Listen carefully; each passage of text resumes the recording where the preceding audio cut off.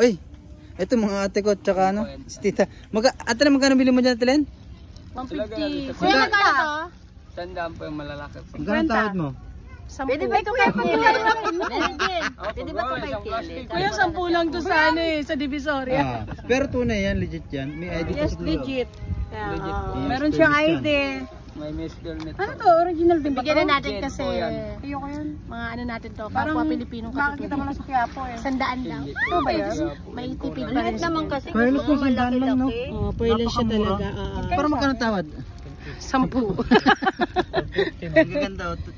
Tama pag kinikis-kis oh. 75 na lang, dalawa pa kunin ko. Tunay kuya, sindihan mo kuya para makita nila. Hindi ma'am, yung maliit lang kuha ka na lang maliit. Bigay ko na lang si ma'am pero wala si Jazz.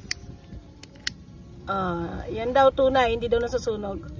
Nasunog lang ang lighter. Yun, sunog na yung kamay ni kuya. Carbon loading. O, diba? 1, 2, 3, 4, 5. Wag na ako.